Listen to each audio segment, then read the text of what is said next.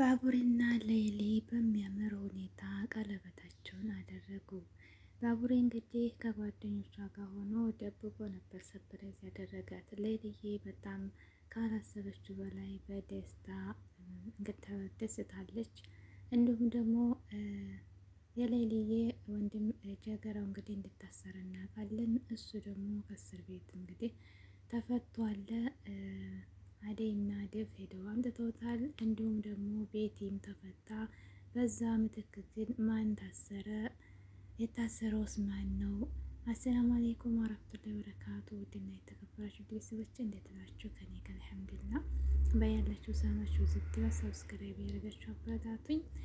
እንግዲህ ባለፈው ቤቲ ሁልጊዜ ውጭ ላይ በሄደች ሰዓት ፖሊስ እየፈራች እየተጨነቀች ኮኪም አብሽር እያለች ተጎኗ እየሆነች ነበር። እንዲሁም ደግሞ በእነ ባቡሬ ቤት እና ባቡሬ እናት ጋር የተሸገች ነበር ቤት ያለችው ማለት ነው። ምክንያቱም ወንጀል አጋልጡ ተብለው እንዲሁም ክንጎና ቤቢ እንግዲህ ቅመናት ቤቲ እንግዲህ አንድ ላይ አንድ መስሪያ ቤት ነበር የሚሰሩት ማለት ነው።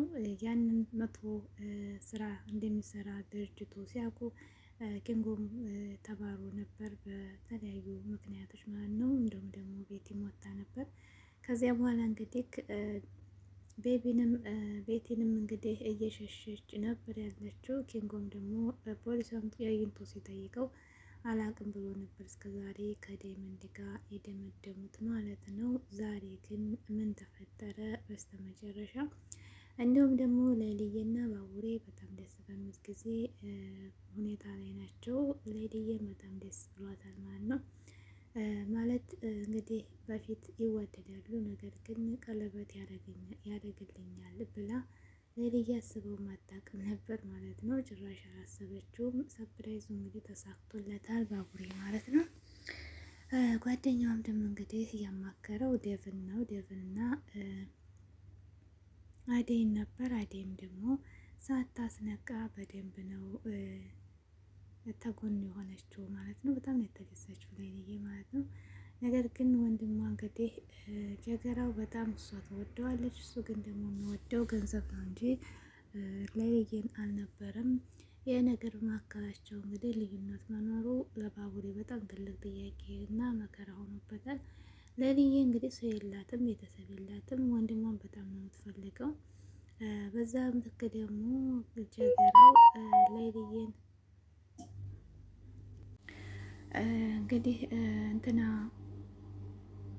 ባቡሬ ደግሞ ከጀገራው ደግሞ ጥያቄ ስጠይቀው ገንዘብ እንደሆነ የሚፈልገው እሷ እንደማይፈልጋት ነው የነገረው ማለት ነው። እዚህ መሀል እሷም ወንድሜ ታያለች፣ እሱም ደግሞ በእሷ ምትክ እሱ ገንዘብ የማይፈለጉም ሲያቅ በጣም ነው የተምታታው።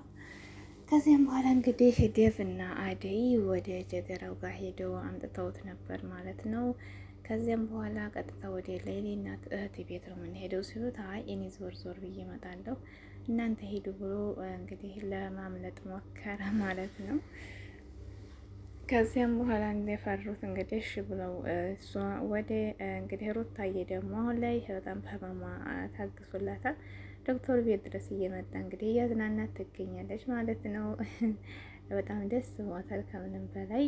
እሷን አይተን እንመጣለን ብለው ዴቭና ዴቭ ወደ ሩታ ጋር ሲሄዱ እሱ ደግሞ መለጣቸው ማለት ነው።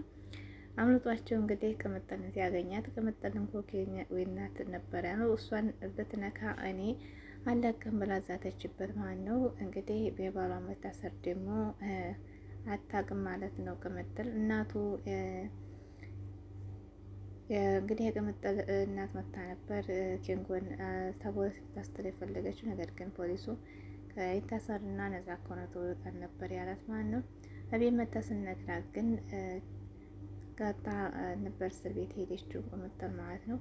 ቤትንም እንግዲህ አግኝታት በጣም ችግር ውስጥ ትገቢያለሽ እያለቻት ነበር። ቤቲም ደግሞ አረጋግጭ ውስጥ ይቆይማ ያለውን ነገር እያለቻት ነበር። ነገ እንድታሰር እርግጠኛ ስለሆነች ቤቲንም እንግዲህ ጥማባታል። ምክንያቱም ምንም ጓደኛ ብትሆን ባሏን ያሳሰረችባት እሱ የሚያውቀው ነገር የለውም። እንጂ ወጥተሽ እናንተ ወጥታችሁ እሷ ተሰረ ብላ እንግዲህ ከቤቲ ጋር ተጣልታለች ማለት ነው። ሩታ እንግዲህ ከዶክተሩ ጋር በጣም ደስ የሚል ሁኔታ ላይ ናት።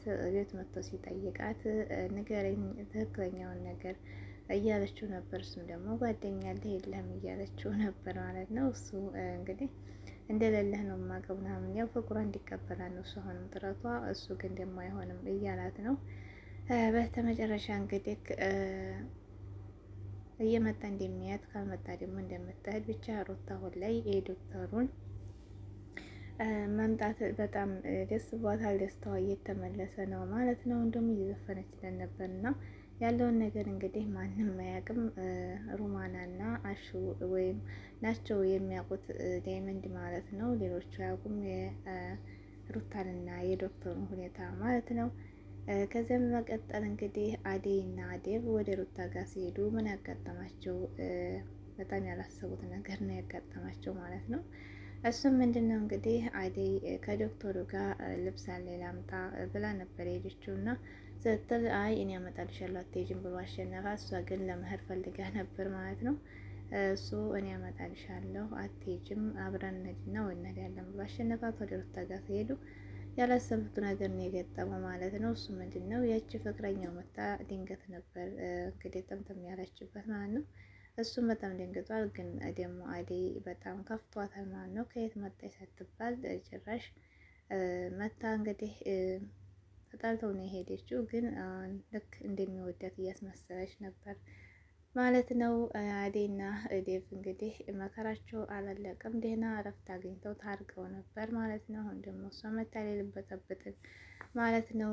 በመቀጠል ደግሞ የዳይመንድና ዳይመንድ ደግሞ እንግዲህ ኪንጎማ አይታሰርም ብሎ ወደ እስር ቤት ሄዷል ማለት ነው።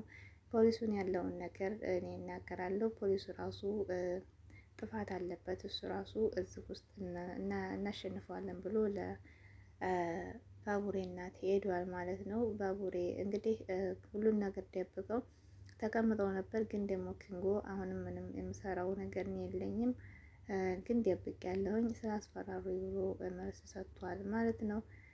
ዶክተሩም ደግሞ እንግዲህ ባለፈው ወደ ድርጅቱ ነበር ወረቀት እንዲያደርሱ የላካቸው ማን ዳይመንድና እንትናን ኪንጎን ያንን መሆኑን ሲያውቁ ወደዛ ተመልሰዋል ማለት ነው። ያን ጊዜ ተመልሰው ሲሄዱ እንትና ፖሊሱ አግኝቷቸው ምን ሰራላችሁ እዚህ ግድም ይህን የሚባል ድርጅትና ሰው ታውቃላችሁ የተብለው አናውቅም ብሎ ነበርና እስከ ዛሬ ለምን ዋሸኸኝ? ስለዚህ የምታውቀው ነገር አለ ትናገራለህ ብሎ አፋጦታል ፖሊሱ እንግዲህ ኪንጎን ማለት ነው። እንግዲህ ሚስቱ ጀግናዋ እንግዲህ ቅምጥል ሄዳለች ማለት ነው። በስተመጨረሻ እንግዲህ ሩታና ማን ነው የዶክተሩ ደግሞ ፍቅር